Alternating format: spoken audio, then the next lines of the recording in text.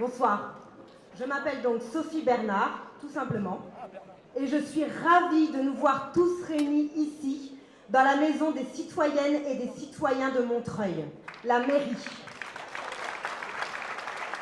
Citoyen, qu'est-ce que ce mot veut dire aujourd'hui à Montreuil, en cette période électorale où on l'entend chaque jour? Eh bien, à ma ville, j'y crois. Être citoyen, c'est s'impliquer dans la vie et les décisions de notre ville pour s'y reconnaître. Nous le faisons nous, dans nos gestes de tous les jours, comme faire ses courses à Montreuil, inscrire son enfant à l'école publique, participer aux activités d'une association, aller à la piscine, à la bibliothèque, au cinéma. Tous ces gestes ont été rendus possibles parce que des citoyens en ont exprimé le besoin et que la ville a mis en œuvre des moyens pour y répondre. Ces 6 dernières années, beaucoup de ces gestes ont été négligés par la maire sortante et son équipe. Nous sommes face à des écoles sans moyens, des associations abandonnées, particulièrement si elles s'occupent de la jeunesse ou des retraités. Des équipements comme la piscine ou le Méliès transférés à la communauté d'agglomération Est Ensemble et donc en décalage complet avec notre ville. On nous propose quoi? Une piscine écologique hors de prix ou un Méliès décapité dont la fréquentation ne cesse de chuter avec une perte de 30% de spectateurs en 1 an. Il faut que cela cesse. Il faut que les décisions prises par les uns soient le reflet des besoins de tous, de nous tous. Nous allons recréer le lien citoyen entre les élus et les Montreuillois, lien qui a été brisé ces dernières années, dans une ville où le vivre ensemble existe vraiment. C'est pourquoi, tous les mois, après le conseil municipal, les élus viendront dans les quartiers de la ville faire des comptes rendus de mandat.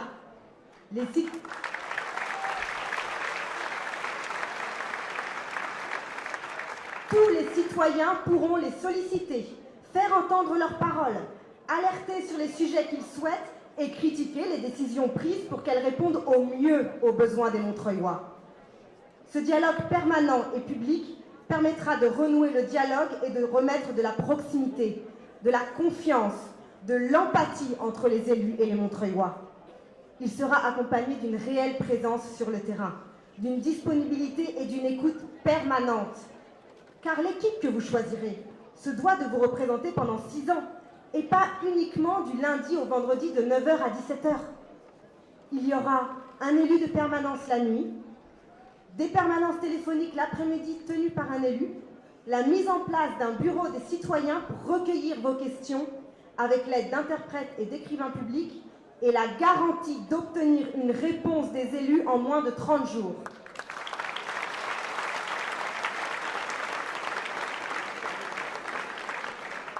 Mais l'élu ne peut faire ce travail seul.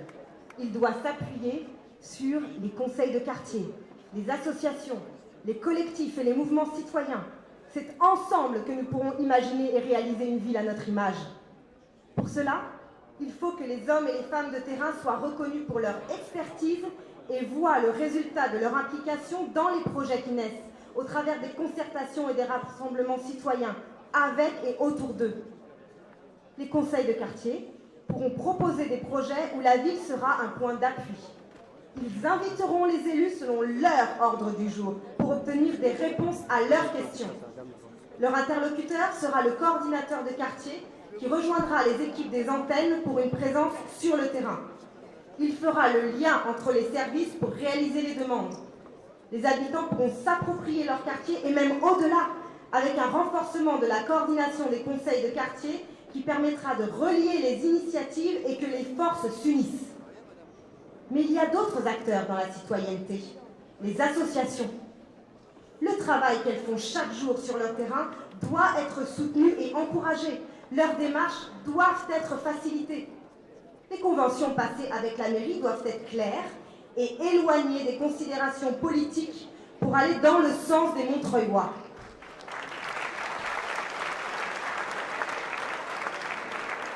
C'est pourquoi Nous encouragerons les associations à proposer des échanges et aiderons à la mise en lien des acteurs pour imaginer des propositions communes lors de rencontres régulières. Nous encouragerons les associations innovantes en direction de la jeunesse et des personnes fragiles. Nous ouvrirons les lieux dédiés à l'activité associative sur le principe de la confiance et du travail en commun. Cette politique, nous pourrons la mettre en œuvre en gardant à Montreuil la maîtrise des décisions prises. Et c'est pour ça que nous devons sortir de la communauté d'agglomération Est ensemble.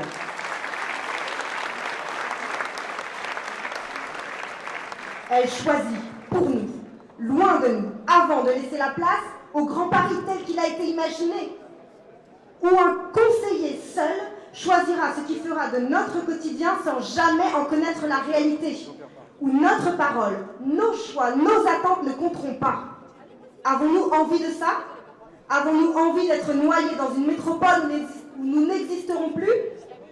Pour lutter contre cette politique qui éloigne le citoyen des décisions, pour garder le droit de choisir comment évoluera notre ville, le seul vote qui compte pour Montreuil, c'est Ma Ville J'y Crois les 23 et 30 mars. Merci à vous.